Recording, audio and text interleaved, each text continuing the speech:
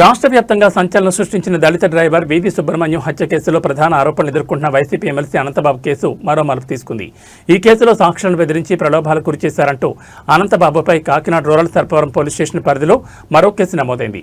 కేసులో ప్రధాన సాక్షులుగా ఉన్న హతుడు వీధి సుబ్రహ్మణ్యం స్నేహితులకు అనంతబాబు అనుచరులు ఒక్కొక్కరికి ₹1,00,000 చొప్పున నగదు అందజేసి మరో ₹3,00,000 చొప్పున నలుగురికి చెల్లించేందుకు ఒప్పందం కుదుర్చుకున్నట్లు ఫిర్యాదు చేశారు. అయితే సాక్షులను బెదిరించి బలవంతంగా వాంగ్మూలం ఇచ్చేలా ఒత్తిడి చేయడంతో వారు పోలీసులను ఆశ్రయించి ఫిర్యాదు చేశారు. ఈ వ్యవహారానికి సంబంధించి సర్పవరం పోలీసులు కేసు నమోదు చేసి అనంతబాబును అరెస్ట్ చేసేందుకు చేసిన ప్రయత్నం కాకినాడలో ఒక్కసారిగా కలకలం రేపింది. కాకినాడ శ్రీరామ్ నగర్ శంకర్ అపార్ట్మెంట్ వద్దకు సుమారు 40 మందికి పైగా పోలీసులు చేరుకోవడం, అనంతబాబు నివాసం ఉంటున్న ఫ్లాట్తో పాటు ఇతర ఫ్లాట్స్లో ఆరా తీయడం స్థానికంగా హైడ్రామా నెలకొంది. సుమారు 4 గంటల పాటు సోదాలు చేసిన పోలీసులు అనంతబాబు అప్పటికే పరారైనట్లు నిర్ధారించుకున్నారు. 2022 మే 19న తన వద్ద డ్రైవర్గా పనిచేస్తున్న వీధి సుబ్రహ్మణ్యం అనే యువకుడిని వైసీపీ ఎమ్మెల్సీ అనంతబాబు హత్య చేయడమే కాకుండా మృతదేహాన్ని అతని ఇంటికే తీసుకువెళ్లి డోర్ డెలివరీ చేశాడు. అప్పట్లో వైఎస్ఆర్ కాంగ్రెస్ ప్రభుత్వం అధికారంలో ఉండడంతో కేసును పక్కదోవ పట్టించారని ప్రతిపక్షాలతో పాటు దళిత సంఘాలు ఆరోపించాయి. ఈ కేసులో పోలీసులు వ్యవహరించిన తీరుపైన విమర్శలు వెల్లువెత్తాయి. ఇటీవల ఈ కేసులో 2 డీఎస్పీలు, 1 సీఐ, మరో ఎస్ఐలను ప్రభుత్వం సస్పెండ్ చేసింది. హత్య కేసులో అనంతబాబుతో పాటు ఆయన భార్య లక్ష్మీదుర్గ ప్రమేయం ఉందని వీధి సుబ్రహ్మణ్యం కుటుంబ సభ్యుల ఫిర్యాదుతో ప్రత్యేక దర్యాప్తు బృందం ఆమెను సహానిందితురాలుగా చేరుస్తూ అనుబంధ ఛార్జ్షీట్ను కోర్టుకు సమర్పించింది. దీంతో అనంతబాబు భార్య లక్ష్మీదుర్గపై రాజమండ్రి ఎస్సీ/ఎస్టీ కోర్టు అరెస్ట్ వారెంట్ను జారీ చేసింది. తనపై నమోదైన కేసుకు తనకు ఎటువంటి సంబంధం లేదని, కేసును కొట్టివేయాలని లక్ష్మీదుర్గ సుప్రీంకోర్టును ఆశ్రయించారు.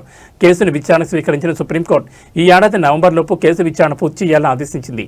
దర్యాప్తు బృందానికి సహకరించాలని లక్ష్మీదుర్గకు కోర్టు ఆదేశించింది.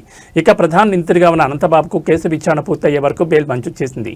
ఈ కేసులో ప్రత్యేక న్యాయవాదిగా ముప్పాళ్ల సుబ్బారావును ప్రభుత్వం నియమించింది. ఈ ఏడాది నవంబర్లోపు కేసు విచారణ ముగించాలన్న సుప్రీంకోర్టు ఆదేశాలతో ప్రత్యేక దర్యాప్తు బృందం ముమ్మరంగా దర్యాప్తు చేస్తోంది. ఈ కేసులో ఏర్పాటు చేసిన ప్రత్యేక దర్యాప్తు బృందం విచారణ ఒకవైపు కొనసాగుతుండగా సాక్షులను బెదిరించారన్న ఆరోపణపై అనంతబాబుపై మరో కేసు నమోదు కావడం కాకినాడ జిల్లాలో ఒక్కసారిగా సంచలనంగా మారింది. అనంతబాబు సహా అతని అనుచరులు మరో 3పై సర్పవరం పోలీసులు ఎఫ్ఐఆర్ నమోదు చేశారు. ప్రస్తుతం అనంతబాబు పరారులో ఉండడంతో పోలీసులు ఎటువంటి చర్యలు తీసుకుంటారు, వైసీపీ అధిష్టానం ఎలా స్పందిస్తుంది అనేది చర్చనీయాంశంగా మారింది.